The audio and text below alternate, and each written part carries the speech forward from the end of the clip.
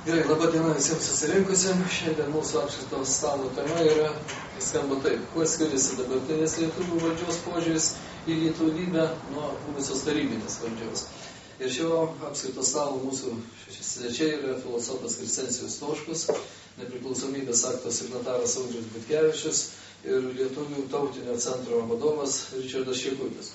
Ir pokalbį šitam paskatino visai nesenai įvykusi Dieveniškėse jų suorganizuota baltų jaunimo stovykla ir valdžios reakcija būtent į šią stovyklą. Atvirai pasakius, tai, kai išgirdau pirmiausia, net žinodamas mūsų plunksnos brolių kitų ten nuostatas, man pasirodė labai keista, kad galutiniam rezultate tas muilo burbulas vis tik tai subliuško ir pasirado šito tiek daug. Prieš tai buvo išsakyta kritikos iš mūsų dabartinės valdžios, kurie laiko save lyg ir tautinę partiją, būtent Tėvynės sąjungą turint omeny, kaip valdančios Zamochus požiūris, tas, kas buvo kažkokia tai spaudoj bulvarinėje arba ten ne mūsų jau valdomose. Tai gal Ričardai pirmiausia pačio nuomonė ir išsakytos mintys. Na, čia ko gero buvo turėta galvoje premjero reakcija į šią stovyklą. Pirmiausia, kur premjeras ten viešai kažkaip bandė pasmerkti ir paaiškinti, kaip mes viską neteisingai darom. Na, konservatorių partijai visą laiką buvo būdinga privatizuoti tautiškumą, privatizuoti patriotizmą ir dėtis vienais vieninteliais teisiais ir teisingais. Tai čia, manau, iš tų tradicijų ir tas pats Kubiliaus pasipiktinimas. Tuo tarpu, na, mes puikiai žinom, kad ta stovykla nieko bendro su jokia smurto propaganda, jo labiau su nacizmu, fašizmu tikrai neturėjo. Tai buvo baltų kultūrinė stovykla, kur susirinko lietuvių ir latvių vaikai, taip pat vietiniai, nemažai buvo vietinių vaikų, kurie iš tikrųjų mokėsi lietuvių ir latvių kalbų, ir tas draudimas bendrauti slaviškai arba germaniškai ir visom kitom kalbom, tai lietė tik stovyklos teritoriją, o galime šnekėtis lietuviškai, latviškai, na, kas galėjo šnekėti senąją prūsų kalbą. Buvo ten beje vienas žmogus, kuris žinojo tą kalbą, atkurtą jau kalbą, bent jau keliais sakiniais pasidalino, vyko kalbos pamokas. Kaip sakant, nieko bendro su tuo, ką buvo bandoma mums pripiešti, nėra. Aš matau kitą bėdą. Dabar pasinaudojant tuo Breiviko atveju atsirado baisiai daug kovotojų prieš įvairias grėsmės. Tai savaime, aišku, būtų žymiai mažiau, jeigu nebūtų jie finansuojami iš įvairių užsienietiškų fondų, jeigu jie nerašytų projektų, ten įvairius, turiu galvoje, tolerantiško jaunimo asociacijas, įvairias ten žmogaus teisų centrus ir visą kitą, tai visa šita publika grinai spekuliuoja bet kokiu atveju ir kažkodėl jie nepastebi kitų priešingų atvejų, kažkodėl jie nepastebi Londono riaušių, jiem tai nieko nesako ir jokių išvadų jie iš to nedaro. Taip, kad mes matome tipišką dvigubų standartų žaidimą, tokių, na, dviprasmiškų frazių žaidimus, kai, reiškia, konservatoriai savo ruožtų nori likti vieninteliai ir nepakartojami tautiški, visi kiti nori iš to išlošti finansiškai, na ir matome tokia ne tiek idėjų, kiek lėšų kovo, lėšų įsisavinimo kovo. Šiuo metu labai yra gera frazė, įsisavinti lėšas. Anksčiau tai vadindavosi vagystėm, dar kaip nors, dabar lėšų įsisavinti. Tai mes matom tarpstančias tokias organizacijas, tame tarpe ir represinės organizacijas Lietuvoje veikiančias, turiu galvoje ir generalinę prokuratūrą, ir policiją, ir saugumo departamentą, kurie dabar prisidengdami to Breiviko įvykių pradės kovoti ir jau girdžiu tam tikrų atgarsių, kad jau reikalavimą, tarsi atsiranda reikalavimą padidinti finansavimą, ten operatyviniai veiklai, dar ten kažkam jau tarp eilučių įmanoma įskaityti tokius norus, na tai viskas aišku, tai čia ir nukliniausia spekulacija. Tai, Audriu, prieš ką bus nukreiptos tos lėšos? Prieš būtent liberalės organizacijas ir prieš tautinės? Nu, toks, aišku, juokingas tautinės klausimas būtų ten.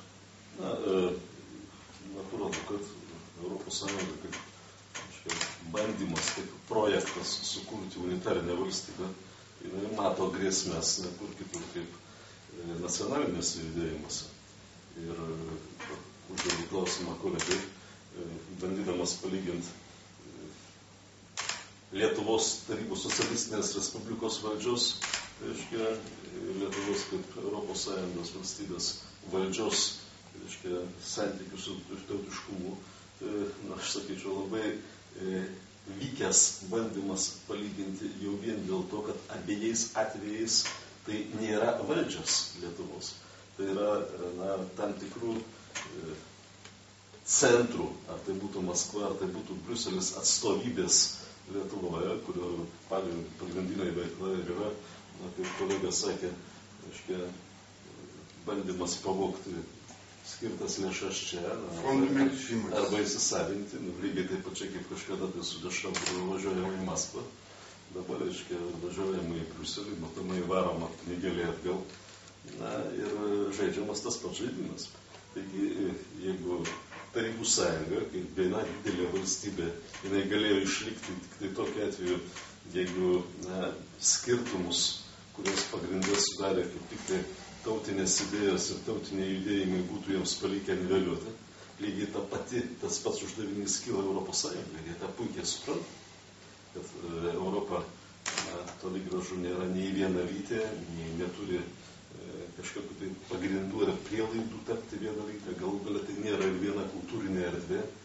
Tai iš paskutinių jų stengiasi tą tokią homogenišką masę sukurti, atakuodami pagrindinės vertybinės pozicijas Europos Sąjungai. Kokias? Viena tai normali, sveika šeima, kuri dabar yra atakuojama bandant įteikti, jog homoseksualumas ir homoseksualios šeimos yra priimtinas ir normalus darinys. Jeigu žmonės praris tokią nesąmonę, jie praris ir visą kitą. Atakuojama toliau, reiškia, tautinės vertybės kaip po tokios konkrečios tautos kokie čia tautai svarbus momentai. Jeigu žmonės atsisakys šito, vėl bus žymiai lengviau sukurti tą homogenišką masą. Koks skirtumas, ar ją vadins ten homo sovietikus, ar tai bus naujasis europietis, į kurį dabar yra orientuojamas, broliukus trolejbus rašo, mes europiečiai. Suprantat, technika ir ideologija ir schema yra absoliučiai ta pati, žargonas yra tas pats, kuris naudojamas. Ir net daugelį atveju, jeigu jau žiūrėti Lietuvą, tai ir tie patys veikėjai, aš galėčiau vos net ir študurų, reiškia, komunistėlius, kurie baidė žmonės nuo bažnyčios ar kurie pasisakinėjo prieš tautinės bet kokios minties apraiškas Lietuvoje. Dabar jie sėdi komunistų partijoje, atsiprašau, jie sėdi konservatorių partijoje, anksčiau jie buvo Landsbergio patarėjais. Jokios skirtumas. Tas pats veikėjas, kuris pats užsidarbavo KGB, kad gautų išvažiuoti į Italiją, yra tapęs vienu iš jų vado padėjėjų ir pavaduotojų. Aš tiesiog negaliu išvelgti skirtumo ne tik tai ideologijoje, bet net ir žmonės. Tai dabar klausimas, Kristencijų, jūsų norėčiau. Mes visada kažkaip labai gąsdinami tuo lietuviško nacionalizmu, kaip kažkokiu tai, aš nežinau, jau net knygutė, bet čia buvo paminėta, išėjus buvo tarybiniais laikais, 86 metais, kai vadovėlis praktika, man atskira knygutė, maždaug, kas yra lietuviškas nacionalizmas, jo grėsmės, iš esmės, žiūrėkit, netgi tokiais karo atvejais, antras pasaulinis, mes kaip vieninteliai iš pabaltijiečių neturėjome visas divizijos. Jeigu buvo Plechavičiaus, tai jau buvo idėjos vis tik tai dėl nepriklausomybės atstatymų. Mes niekad negrasinom nei vienai, nei kitai pusiai. Kas čia yra, kad ar jums netrodo, kad iš viso tas nacionalizmas, tas tautiškumas, kaip žodį paminėjau, tai mažos valstybės aplamai yra išlikimo kažkokia tai garantija, politika turi būti. Kad čia mes bijome savo tautiškumo.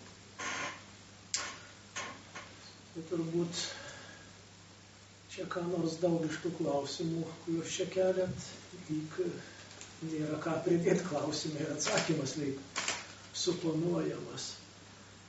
Nes jūs čia aštriai formuluojat, ar toji politika nėra grįžimas prie to, nuo ko mes bandėme pabėgti. Bėgom ir vėl atsidūrėm tai pačiai vietoje, iš kur išbėgom. Tai tokios analogijos labai nesmagios yra priimti kaip faktą. nesmagios ir dėl to, kad jos liūdija, kad valdžia mūsų, drįšiu pasakyti, nežinau, kažkodėl tą retoriką Maros akcentuoja labai silpna valdžia. Jeigu valdžia stipri būtų, vis dėlto turėtų savo kryptį, aiškiai savo nuostas. Ką išdrįsta pasakyti, maždaug tai šeimos gynimas. Šeimą ginti, pasiryžę, debatų daug, kur maždaug čia nieko nepažeisi, o kur reikia iš tikrųjų šiek tiek problematiškiau. Aš norėčiau pasakyti iš tikrųjų, kad dabartiniam to pasaulio vis dėlto integracijos procese ir aktyvioji net kosmopolitizacijos procese. Klausimas, kurį jūs keliat, yra iš tikrųjų labai rimtas klausimas. Ne ideologiškai, bet praktiškai. Tai yra realūs procesai tokie, kad yra tos grėsmės, ką jūs sakot, tautų išlikimui. Ir niekas mirti nenori, turbūt reikia pasakyti, kaip ir individas nenori mirti, nenori tauta mirti, žmonija nenori mirti. Kultūra. Vadinasi, tauta yra kultūra, kuri daugiau gali remtis. Todėl, kad kultūrai lengviausia beveik tas demoralizacijas įvest, kadangi tokia lyg neapčiuopiama. Čia kuri prasideda, kur baigėsi, kultūra yra toks, nėra taip personalizuotas kaip gyvas kūnas, kaip valstybė, kaip sienos jos. Tai šitie procesai iš tikrųjų grėsmės yra padėti ir pats tas įvykis, kuris įvyko Norvegijoje, man atrodo vienu atveju gana simptomiška. Juk iš tikrųjų galima, jeigu ten bepročių vadinti, galima kaip nori, žinoma, ne kiekvienas tas normalus žmogus būtų drįsis tai padaryti.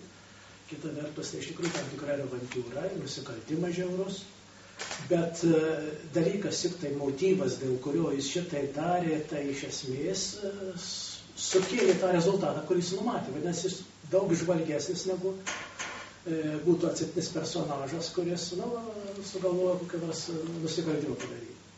Sako, iš tiesiai prastai pasako, į viešumą kokią nors reikšmingą svarbią idėją, šiuo atveju svarbi be abejo Norvegijos likimo klausimas, iškelt neįmanoma. Niekas tavęs negirdės, niekas nematys. Tokie klausimai nesvarsto. Bet jūs dabar atvargiai, šitie klausimai nesvarstams, kad diskutuojami. Nei Seime nediskutuojami, nei tuose svarbiausios žiniasklaidos centruose. Jie kažkaip taip apeinami, nutylimi, tai pusiau sakinio nukandama. Ir tai yra ne dėl to, kad aš čia nedrįsčiau taip sakyti, kaip kategoriškai jūs formavot. Žinoma, visada svarbu šiek tiek paryškinti kartais, sustiprinti, bet aš nemanau, kad čia tiek daug reikalauja Europos Sąjunga, kiek mūsų bejėgiai politikai. Nori parodyti, kad jie prieki kažkur yra daugiau padarė, negu šį reikalauja. Tai šiuo požiūriu aš manyčiau, kad kad ten buvo iškeltas klausimas, iš tikrųjų tautos gyvybės išsaugojimo klausimas, tai į tuos disputus jau mes įvėlėme, ne tik mus, bet ir Europą įvėlėme. Vadinasi, jis pasiekė šitą dalyką. Tos nuovokos jam pakankamai užtenkant, jeigu laikysime jį ne visai. Nusikaltėlis, vienaip ar kitaip kraują išpirkti neįmanoma jokia ideologija. Bet šiuo atveju, žinoma, jo akcija pavyko. Pirmiausia, žinoma, ko gero čia gali mums nebūti reikėjo sėdėti dėl to, o čia mes sėdėme dėl to, kad valdžia labai taip, gal paranojiškai, sakau, reagavo į tą faktą. Jie toj bėgo pasižiūrėti, o kas čia mūsų toks būtų taikinys, va jau ten įvyko, o kur čia mūsų tie yra, kurį būtų galima kaip nors suspenduoti, uždaryti, nukryžiuoti, kaip nors kitai. Visos televizijos praktiškai rodė vakare laidas ir ieškojo, kur čia Lietuvoje. Man įdomu, kad daugiausiai bandė tą problemą įspręsti psichologai, ir jis visiškai nesuprato žmonės, ko čia visą diskusiją. Aš norėčiau įsiterpti, grįžčiau trumpam prie analogijų su Sovietų sąjunga. Tai pasižiūrėkime iš tikrųjų realius faktus. Tai Lietuva pati pirmoji ratifikavo, Lisabonos sutartį. Kažkada Lietuva, LTSR, pati pirmoji priėmė LTSR konstituciją. Nei tada, nei dabar niekas beveik nei tos konstitucijos, nei Lisabonos sutarties neskaitė. Nelabai įsivaizdavo, nei kas ten parašyta, nei kodėl. Tiesiog buvo duotas nurodymas, taip reikia ir viskas. Vadinasi, mūsų valdžia, jinai neturi ne tik kažkokio stuburo, apie stuburą šnekėti juokinga, ne vieno kaulelio jinai neturi, tai grinai kaip kažkokia lanksti vitelė, kur vėjas papūstin ir nulinks.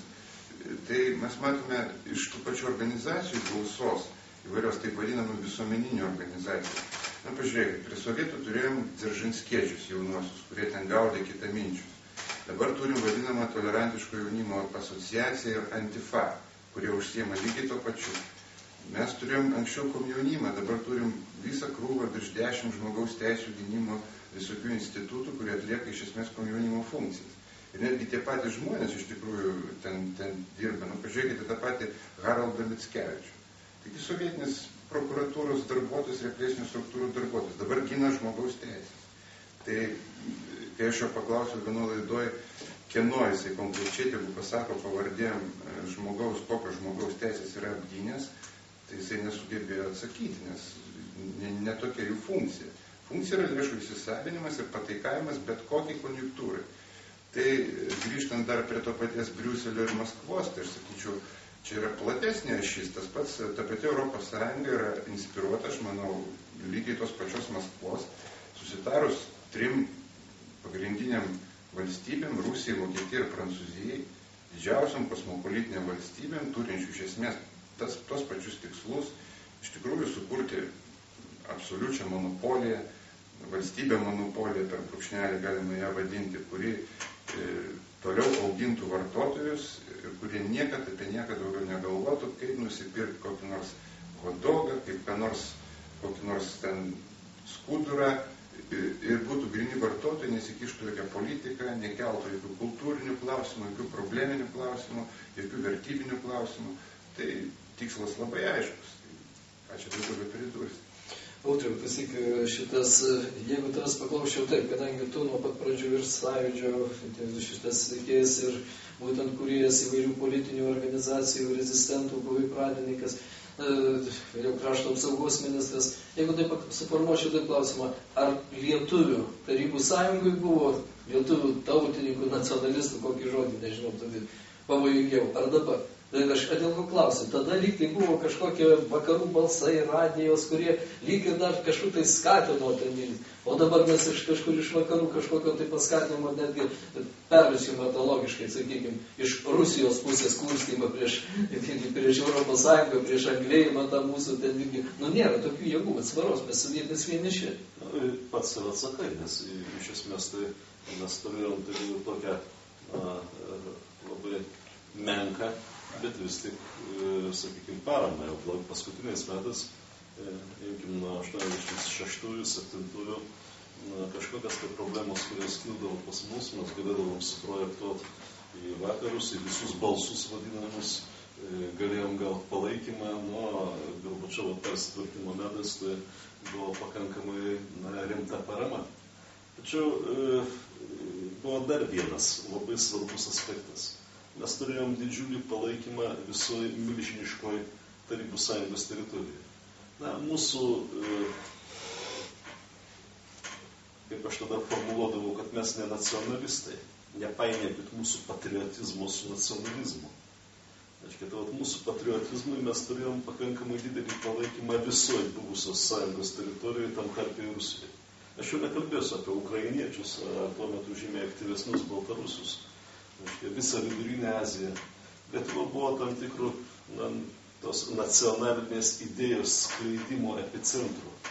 Na, pavyzdžiui, gruzinai jie turėjo patys savas galimybės, tačiau visas Kaukazas, rusiškasis Kaukazas tokių galimybių neturėjo. Tai čečėnam, osetinam, kabardinam, mes spausdinom Lietuvoje įvairią literatūrą jų nacionalinę kalbą. Azerbaidžaniečiam, kurie buvo pakankamai blogoj padėty. Mes taip pat gaminom įvairią literatūrą. Konkrečiai buvo tokia vieta Nachičevanė, pagrindinės motininės Azerbaidžano teritorijos atskirta dalis. Tai mesgi siuntėm savo netgi emisarus laužti sienos Nachičevanėje. Jau nekalbant apie tai, kad visa lektūra, visi plakatai buvo gaminti Kaune. Įvairiais pagrindinės būdais nuvežti tenai. Yra taigi tos nacionalinės idėjos skleidimo srityje mes buvom pripažintais lyderiais ir gaudavom didžiulę psichologinę paramą iš visų tautų buvusių Tarybų Sąjungos teritorijų. Dabar dėja ne tik tai, kad šito nėra, jau negalim kalbėti apie tą pusę.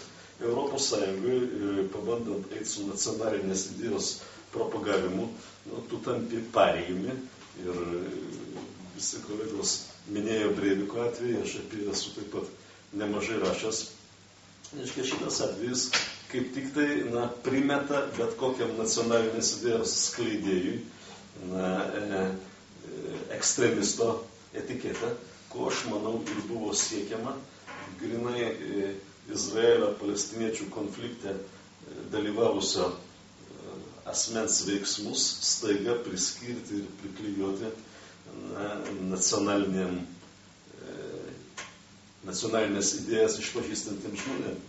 Aš turbūt tikiuosi, kad yra pakankamai gerai žinoma, jog Breivikas atakavo darbo partiją Norvegijoje kaip tik tai dėl jos anti-izraelietiškos politikos, dėl jos politikos remiant Palestinos valstybės atkūrimą, ko jis ir pats neslėpė, ką plačiai diskutavo Izraelio SMI ir kas buvo totaliai suignoruota, užtušuota ir paslėpta europinėse masinės informavimo priemonėse, taip pat ir Lietuvoje, išskyrus Respubliką, kuri drįso atspausdinti tokią ereziją.